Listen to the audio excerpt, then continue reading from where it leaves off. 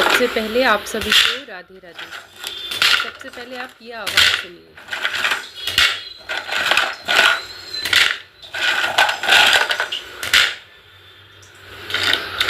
ये है एकदम बिस्किट जैसे बाजरे की मीठी टिक्की, जिन्हें आप 1 महीने तक स्टोर कर सकते हैं। जी हाँ, इन्हें आप 1 से 1.5 महीने स्टोर कर सकते हैं और ये बिल्कुल भी ख़राब नहीं होंगी और बिस्किट से भी ज़्यादा टेस्टी आपको लगेंगी। मेरे बच्चे ने इसे बिस्किट का नाम दिया था क्योंकि ये बनी इतनी टेस्टी थी और एकदम बिस्किट की तरह ही है। आप आवाज़ सुन सकते हो, ये देखिए। और जितनी इसकी आवाज़ बेहतरीन है उतना ही इसका स्वाद भी टेस्टी है। स्वाद में भी उतना ही बेहतरीन है ये। और आप देख सकते हैं, अगर आप एक बार बनाकर खा लेंगे तो इस चीज़ को आप हमेशा बनाएंगे और खाएंगे और खिलाएंगे। और 1 महीने तक आप इसे ऐसे ही रखेंगे ना, ख़राब नहीं होगा। फ्रिज में रखने की कोई ज़रूरत नहीं है, बाहर रखिए जैसे आप बिस्किट वगैरह रखते हैं। और इतना हेल्दी है कि बच्चों के लिए हेल्थ के मामले में भी बहुत अच्छा है, क्योंकि ये बाजरे के आटे से बनी हुई है, जिसे बच्चे रोटियों के साथ में तो कभी नहीं खाएंगे। कि आप रोटियां खिला दो बच्चों को बाजरे के आटे की, कभी नहीं खाएंगे, लेकिन इसको खाएंगे। तो एक ही वीडियो में आज मैं आपको 3 रेसिपी देने वाली हूँ। एक तो बाजरे की टिक्की, एक मक्के की नमकीन टिक्की है जिसे आप सिर्फ 1 दिन ही खा सकते हो, दूसरे दिन के लिए नहीं रख सकते हो। ये जो है मक्के के आटे की हैं, इन्हें मैंने आलू के साथ बनाया है। ये भी अच्छी बनी है, लेकिन इसे आप स्टोर नहीं कर सकते। सेम टाइम के लिए आप बनाओगे, मतलब 1 दिन में ही आपको ख़त्म करना है। और ये है मीठे वाले पुए, ये भी आपको 1 दिन में या 2 दिन में आप खा सकते हैं, लेकिन ये भी रखने वाली चीज़ नहीं है, इसे भी आपको जल्दी ही ख़त्म करना है। तो स्टोर करने वाली सिर्फ ये बाजरे के बिस्किट या बाजरे की टिक्की कहिए, जो तिल से और गुड़ के साथ में बनाई है। इसके हेल्थ बेनिफिट भी बहुत हैं, क्योंकि इसे गुड़, बाजरे का आटा, तिल, सारी चीज़ें इसमें जो पड़ी हुई हैं वो हेल्दी हैं और बच्चों के लिए खानी चाहिए। बच्चे अगर आप ऐसे दोगे तो नहीं खाएंगे, आटा वाटा मतलब रोटी वगैरह बना के, लेकिन इस तरीके से अगर आप बना कर दोगे तो बच्चे खुशी से और मांग मांग कर खाएंगे और घर में सभी को पसंद आने वाली है। और इतना सिंपल तरीके से आज मैं इसे बनाने वाली हूँ कि आप इसे इसी तरीके से बना पाएंगे। तो सारी टिप एंड ट्रिक्स के साथ हम शुरू करते हैं। सबसे पहले हमें एक सीरम बनाना है गुड़ का। तो इसमें कम से कम पानी का यूज़ होगा, पानी हमें यूज़ ही नहीं करना है, ठीक है। जैसे जैसे मैं आपको स्टेप बाय स्टेप बताऊंगी वैसे ही आपको बनानी है। तो आपकी ये बाजरे की टिक्की भी इसी तरीके से बनेगी। सबसे पहले हम बाजरे की टिक्की ही बनाना आपको बताएंगे। तो इसको बिल्कुल भी गाढ़ा या पतला नहीं करना है, जिस तरीके का मैंने रखा है ऐसा ही रखना है। और इसे छानना भी बहुत ज़रूरी है। तो आपको इसे छानना है। बेशक इसमें कुछ भी नहीं निकलता, लेकिन छानने से क्या होगा ना कि कुछ भी होगा तो कभी कभी निकलता भी है, तो वो निकाल सकते हैं आप। और मैंने ये आटा इसमें पहले ही मिला लिया था, लेकिन मैं आपको बता रही हूँ कि आपको कैसे कैसे करना है। वो मैं शूट नहीं कर पाई इसको, लेकिन मैं आपको पूरा समझाऊंगी। मैंने लिए थे इसमें तिल आधा कटोरी के करीब, और गुड़ लिया था, जिसे अगर आप मेल्ट कर लोगे काट काट के तो 1 कटोरी गुड़ हो जाएगा। 1 कटोरी गुड़ हो जाएगा। और मान लीजिए 2 कटोरी आपने आटा ले लिया, छोटी छोटी कटोरी थी मेरे पास, उससे मैंने लिया था। तो 2 कटोरी आटा, 1 कटोरी गुड़, और उसमें मैंने 3 चम्मच असली घी डाला था। 3 से 4 चम्मच, 1 कटोरी में आप 2 चम्मच घी डाल दीजिए बाजरे के आटे में। और बाजरे के आटे में घी डालकर और तिल डालकर पहले आप उसको बिना उसके, मतलब ये सीरम जो बनाया है इसके बिना डाले पहले आप आटे और तिल और घी, इन 3 चीज़ों को आपको मिक्स कर लेना है हाथ से। पानी वगैरह बिल्कुल नहीं डालना है। और गुड़ का जो है आपको 2-3 चम्मच पानी डाल के उसमें आप ये लगा लीजिए 2 कटोरी आटा है तो 1/4 कप, मतलब कि आधा कटोरी से भी आधा कटोरी पानी आप उस गुड़ में डालिए। जो एक कटोरी गुड़ ले रहे हैं उसमें आधा कटोरी से ज़्यादा पानी आपको नहीं डालना है, जिस कटोरी से आप गुड़ ले रहे हैं। और उसको पूरा पिघलने तक आपको गैस पर अच्छे से गर्म करना है। और उसी जो आपका ये गुड़ का जो आपने बनाया है, लिक्विड सा लिया है, चाशनी सी जो बनाई है गुड़ की, उसी से इस आटे को लगाना है। इसमें एक भी बूंद आपको पानी का यूज़ नहीं करना है। और आटा आपको इस तरीके से लगाना है जिस तरीके से मैं लगाकर आपको दिखा रही हूँ। अच्छे से आपको इस तरीके से पहले कर लेना है और इसको इतना सॉफ्ट लगाना है आपको जैसे हम गेहूं का आटा लगाते हैं रोटियां बनाने के लिए, ठीक है ना।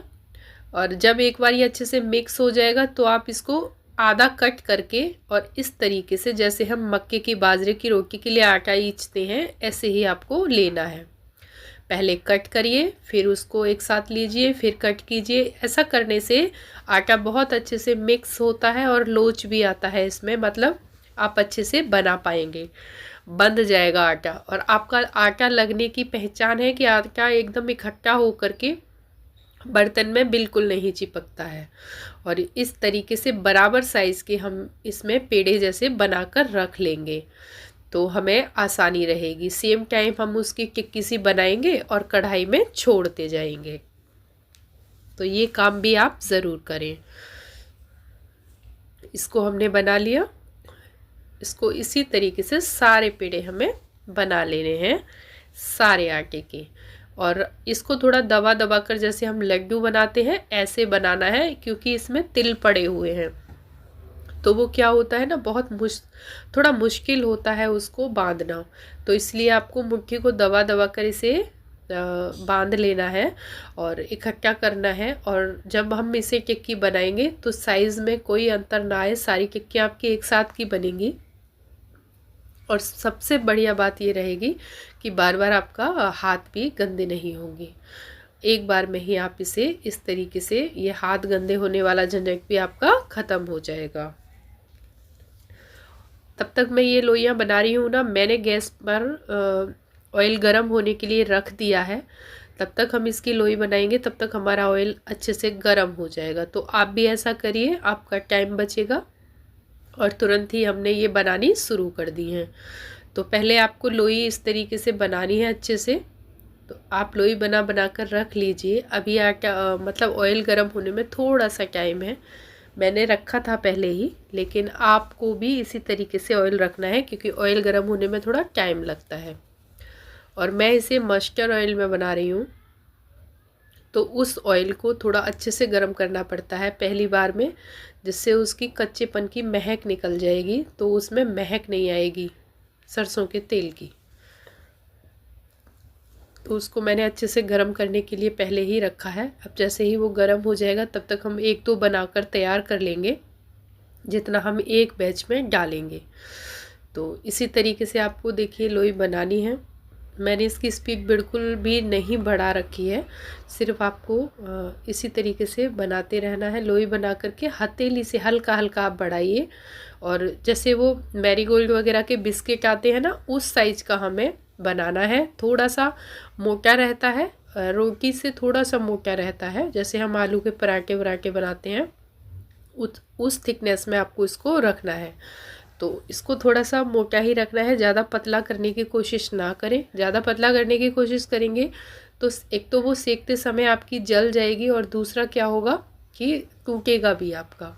तो हल्का सा आपको उसे मोटा ही रखना है, या फिर आप चाहें तो इसे इतना भी साइज़ में बना सकते हैं। थोड़ा छोटा मतलब कम आटा लेंगे तो थोड़ा छोटे छोटे पीस बना सकते हैं। मैंने थोड़े बड़े बड़े बनाए थे, जैसे हम कचौड़ी वगैरह बनाते हैं इस साइज़ के बनाए थे। तो बिस्किट जैसा मतलब बड़ा बड़ा जो बिस्किट आता है उसके साइज़ का हो गया था। और एक डालकर पहले हम इसे चेक करेंगे कि कहीं हमारा ये तेल में बिखर तो नहीं रहे हैं या टूट तो नहीं रहा है, हमारा आटा परफेक्ट लगा है, ये इसकी पहचान करनी है। और फिर हम इसमें जितना भी आ जाएंगे ना उतना हम इसमें छोड़ते जाएंगे। और दूसरा, आपको सेकते समय इसको सावधानी बरतनी है। ऐसे नहीं है कि आपने डाला और आप ऐसे ही कर दोगे, ये टूट जाएंगे। तो मैं आपको आगे दिखाऊंगी। अगर आपने इसे परफेक्ट नहीं सेका और ऑयल वगैरह की हीट आपने अच्छे से नहीं हुई होगी तो ये कढ़ाई में बिखर जाएगा, टूट जाएगा। मैं आपको एक करके दिखाऊंगी अभी। और ये हमारा जो सीखते जाएंगे हम उन्हें निकालते जाएंगे और इसमें ऐड कर देंगे जहाँ पर हमें जगह मिलेगी, क्योंकि बाकी के हमारे सीख चुके हैं तो हम इसे अब निकाल लेंगे। तो तेल आपका मीडियम गरम होना चाहिए, एकदम तेज़ भी गरम नहीं होना चाहिए और एकदम कम नहीं होना चाहिए। आँच जो इसकी जो आँच है उसको आपको बैलेंस करना पड़ेगा धीरे धीरे। ये हमने निकाल लिया और ये देखिए टूट गया ना। इसको बहुत आराम से आपको उठाना है, ठीक है, एक दूसरे से टच करते हुए बिल्कुल नहीं उठाना है। और इसका टूटने का रीज़न मैं आज आपको बताऊं। इसका रीज़न ये है कि इसे मैंने सिकने से पहले, मतलब जैसे अच्छे से पहले सिकेगा नहीं ना, और आपने उससे पहले अगर उसको पलट दिया तो वो मतलब टूटेगा ही, क्योंकि उसको आराम से सिकना चाहिए। जब वो अंदर तक सिक जाएगा और आप उसे पलटेंगे तो वो नहीं टूटेगा, लेकिन अगर वो अंदर से नहीं सिकेगा, ऊपर से आपका सिक जाएगा तो वो पक्का टूटेगा। तो इस बात का आपको ध्यान रखना है, इसीलिए मैं ये चीज़ बता रही हूँ कि बेकार ना हो आपकी। तो अगर आप परफेक्ट तरीके से उसमें मोइन डालेंगे और अच्छे से बनाएंगे, और सेकने का तरीका इसका एकदम परफेक्ट रखना है आपको। अगर आपने सेकते समय गलती की तो आपके पूरे ये टूट जाएंगे। अच्छा, अगर टूट भी जाते हैं कभी गलती से एक आध आपका, तो उसमें कोई प्रॉब्लम नहीं है, क्योंकि वो टेस्ट में तो वैसे ही रहने वाले हैं और वो सिक भी अच्छे जाते हैं, ऐसा कुछ नहीं है। बस ये है कि टूटने से शेप बिगड़ जाती है, देखने में अच्छे नहीं लगते, और तो कोई दिक्कत नहीं आएगी। इसीलिए आप इसको बहुत ही आराम से उठाइए, पलटते समय, खासकर पलटते समय इसको बहुत आराम से पलटना है आपको। और बस यही देखना है कि ये अच्छे से आप पलट दें इसे। इतना टेस्टी बनेगा ना, सच कह रही हूँ, एक बार बना लोगे तो कभी भूल नहीं पाओगे एच की कुकिंग को, कि भाई हमने अपना एच की कुकिंग से कुछ सीखा था और कुछ बनाया है। आप याद करोगे जब भी आप बनाओगे, लेकिन एक बार आप ज़रूर से ट्राई करना, बहुत टेस्टी लगता है। और एक बार बना करके सॉरी, एक बार बना करके अगर आप रख लेंगे तो आपको मतलब झंझट भी नहीं है। एक बार बना कर रखो और स्टोर करो, और ऐसे भी नहीं है कि आपको फ्रिज में रखना है, आप बाहर रख सकते हो। जैसे आप नमकीन बिस्किट वगैरह रखते हो, सेम कंटेनर में आप रखिए और एंजॉय कीजिए। कभी भी चाय के साथ या फिर ऐसे ही आप हल्की फुल्की भूख में एक दो खा लीजिए, बच्चों को खिलाइए। हेल्दी भी है ना, हेल्दी भी रहेंगे, टेस्टी भी रहेंगे। बच्चों के लिए तो गुड़ खिलाना और ये तिल खिलाना या बाजरे का आटा खिलाना कितना मुश्किल है, और इस तरीके से एकदम सिंपल वे में आप उन्हें खिलाइए। उन्हें खुद पता नहीं लगेगा कि वो क्या खा रहे हैं, बस मांगेंगे कि मम्मी एक और दे दो, बहुत टेस्टी बनाया है, बहुत अच्छा लग रहा है। और सच कह रही हूँ, मेरे बच्चों ने इसे बिस्किट का नाम ही दे दिया है, तिल वाले बिस्किट। तो आप भी जब बनाएंगे तो बच्चे आपके बच्चे भी इसे बिस्किट के नाम से ही पुकारेंगे। अगर आपने बोल दिया ना कि बिस्किट मैंने घर पर नहीं बनाया, मतलब आप उसे बनाकर नहीं बताएंगे ना कि मार्केट से लाए हैं हम ये बिस्किट, तो बच्चे बहुत आराम से खाएंगे और बहुत खुशी होकर खाएंगे। तो बच्चों को खिलाने की नए नए आइडियाज़ आप खोजिए। बच्चे क्या, बड़ों को भी इतना पसंद आने वाला है कि आप इसे हर वक्त बनाकर घर पर रखेंगे। सर्दियों के टाइम तो ये बहुत फ़ायदा करता है, क्योंकि बाजरे का आटा जो होता है वो गर्म भी होता है और हेल्दी भी होता है। तो एक बार ट्राई ज़रूर करें। तो चलिए दूसरी रेसिपी की तरफ आते हैं। तो ये हमारा जो सीरम बच गया था ना गुड़ के आटे में से, गुड़ के आटे में से नहीं, सॉरी, गुड़ में से, गुड़ का जो सीरम बच गया था उस आटे में यूज़ नहीं हुआ, टिक्की वाले में। जितना मुझे टिक्की बनानी थी उतना मैंने ले लिया है। तो इसमें मैंने थोड़ा सा पानी मिलाया। आप भी ऐसे ही करिए कि उसको थोड़ा थोड़ा करके आटा मिलाना है आपको इसमें, जितना भी ज़रूरत लगे। और इसको जैसे हम बेसन के वो तोड़ते हैं ना पकोड़े वगैरह, इस तरीके का आपको इसको बना लेना है। तो ये मीठे वाले, आप हमारी तरफ तो इनको पुए बोलते हैं, आपके यहाँ क्या बोलते हैं, मीठे पकोड़े जैसे बनेंगे ये। तो वही हम बनाएंगे। शेप आप अपनी उसके अनुसार दे सकते हैं। अगर आपको पतले पतले बनाने हैं तो इसे थोड़ा पतला रखिए, और अगर आप इसमें बेकिंग पाउडर या बेकिंग सोडा थोड़ा सा मिला देंगे तो ये हल्का सा सॉफ्ट भी रहेगा, अंदर से फूला फूला सा। मैंने नहीं मिलाया था, मुझे एकदम हेल्दी खाना बनाना था, इसलिए मैंने इसमें कुछ भी ऐसा नहीं मिलाया है जो हमें नुकसान करेगा। मैंने ऐसे ही बनाए थे और बहुत अच्छे बने थे। 2 बैच में मैंने इसको बना लिया था, 6-7 करके, मतलब 10-12 बने थे, तो वो मैंने बनाए थे। और ये हल्के से डबल हो जाते हैं कढ़ाई में सिकते समय, डालोगे उससे डबल हो जाएंगे सिकते सिकते, फूलते भी हैं थोड़े से। और जितना अच्छा आप इन्हें फेंक लेंगे उतना अच्छा ही ये बनेंगे। और इन्हें एकदम गोल्डन होने तक आप इन्हें भूनिए, अच्छा सा कलर आने तक हम इन्हें अलट पलट करते हुए तल लेंगे। और ये भी बहुत टेस्टी लगते हैं, लेकिन मीठे हैं। और जो हमने उसके मक्के के आटे के जो बनाए थे वो नमकीन बनाए थे। मक्के के आटे का क्या था ना कि मैंने 1 कटोरी मक्के का आटा लिया और 1 कटोरी आलू लिए, मैश करके 1 कटोरी में भर के आप ले लीजिए। दोनों की क्वांटिटी बराबर रखिए और उसमें नमक, मिर्च, थोड़ा सा अजवाइन और आपका हींग है ना, हींग डालना है, थोड़ी सी सौंफ डालनी है। और उसको उस आलू के साथ में आटा सा लगा लेना है, उसमें भी पानी का यूज़ बिल्कुल नहीं करना है आपको। और इसी तरीके से टिक्की जैसी बना लेनी है।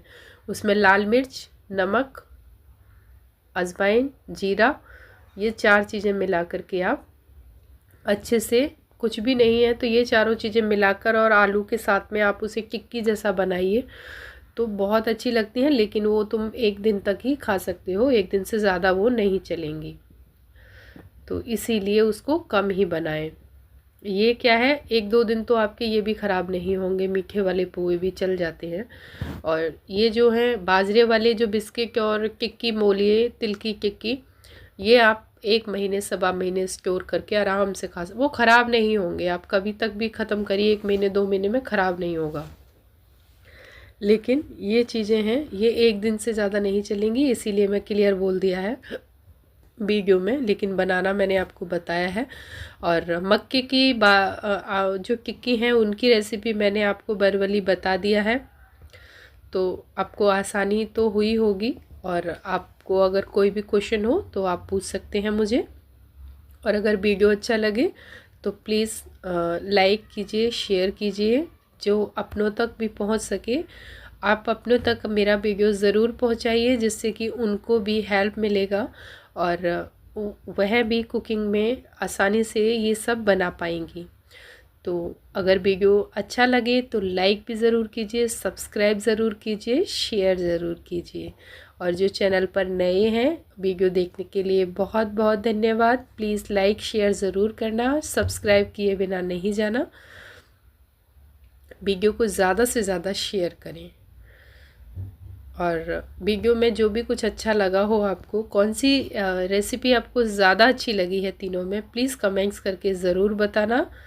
और रेसिपी क्या, मैंने आपको तीनों चीज़ों का परफेक्ट माप के साथ बताया है। एक एक चीज़ मैं आपको बताने की कोशिश करती हूँ, जिससे कि आप भी परफेक्ट बना पाएँ। क्योंकि मेरा तो यही रहता है कि अगर जो रेसिपी मैं आपको दे रही हूँ, तो जैसा मैं बना पा रही हूँ वैसा ही आप बना पाएँ। ऐसा ना हो कि आप बनाएं और आपसे ना बने, इसलिए मैं पॉइंट बाय पॉइंट आपको सारी चीज़ें बताती हूँ।